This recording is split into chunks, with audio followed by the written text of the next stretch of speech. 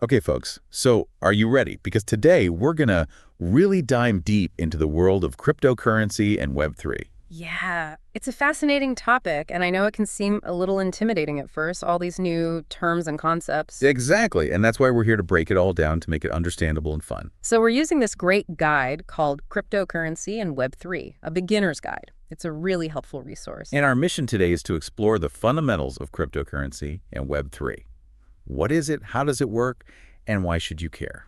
We'll be uncovering things like blockchain digital wallets and the potential of Web3. So let's start with the basics. What exactly is cryptocurrency? Well, you can think of it like a treasure trove of unique coins, but these coins exist entirely online. Okay, so not like the coins in my piggy bank.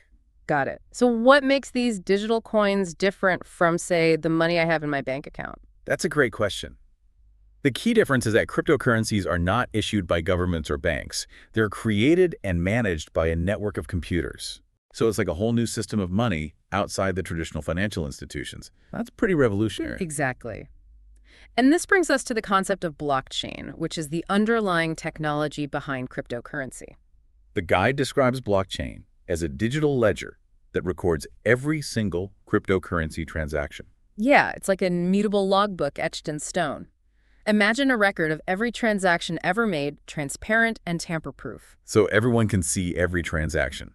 That seems like it would create a lot of trust and security. Exactly. That's the beauty of blockchain. It eliminates the need for a central authority like a bank to manage and verify transactions. But if everything is out in the open, how is my personal information protected? That's where digital wallets come in. They're like your personal safe for storing your cryptocurrency. So if I decide to buy some of this digital gold, I need a secure place to keep it. Precisely. And these wallets use strong passwords and encryption to protect your holdings. Guide mentions two-factor authentication too.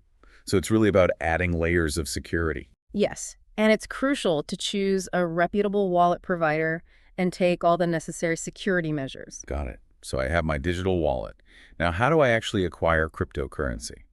That's where cryptocurrency exchanges come in. They're like online marketplaces where you can buy, sell, and trade different cryptocurrencies. Oh, so like a digital stock market. Exactly. You can exchange your traditional currency like dollars for cryptocurrency or trade one type of cryptocurrency for another.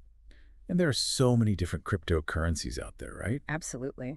You've got Bitcoin, which is like the gold standard of cryptocurrency. It was the first, and it's still the most well-known. I've definitely heard of Bitcoin. Hmm. But the guide mentions there are thousands of other cryptocurrencies. What are some examples? Well, you have Ethereum, which is a platform for building decentralized applications. Then you have stablecoins, which are pegged to the value of a traditional asset like the US dollar. So it's not a one-size-fits-all kind of thing. There's a No. whole spectrum of cryptocurrencies with different purposes and functionalities. Exactly, and that's what makes this space so exciting. There's constant innovation and new projects emerging all the time. Now let's talk about Web3. Seems like a big buzzword these days. What exactly is it?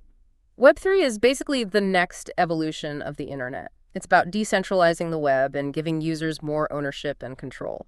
So instead of relying on big tech companies to store our data and control our online experiences, Web3 puts the power back in the hands of the users. Right. It's like moving from being a tenant in someone else's building to owning your own digital space. The guide talks about the concept of user ownership in Web3.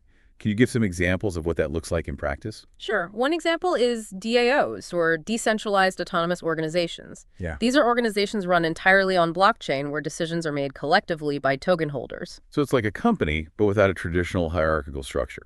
Everyone has a say in how things are run. Exactly. And then you have NFTs, which allow you to own unique digital assets like artwork, music, or even virtual real estate. So instead of just liking or sharing something online, you can actually own a piece of it. That's pretty cool. Yeah, and there are also decentralized social media platforms where users control their data and earn rewards for their contributions. It sounds like Web3 has the potential to change the way we interact with the internet in a pretty fundamental way. Definitely.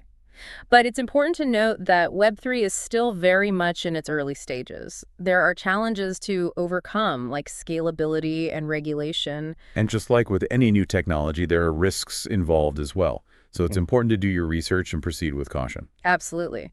But the potential for innovation and disruption is huge. Okay, so we've covered a lot of ground today. We talked about what cryptocurrency is, how it works, and the exciting possibilities of Web3. It's been a great deep dive into this complex but fascinating topic. So to wrap things up, I want to leave you with a question to think about. If Web3 truly represents the future of the internet, what opportunities and challenges does it present for you personally? What role do you see yourself playing in this new digital landscape? That's something for all of us to consider as we navigate this uncharted territory. Thanks for joining us on this deep dive into cryptocurrency and Web3.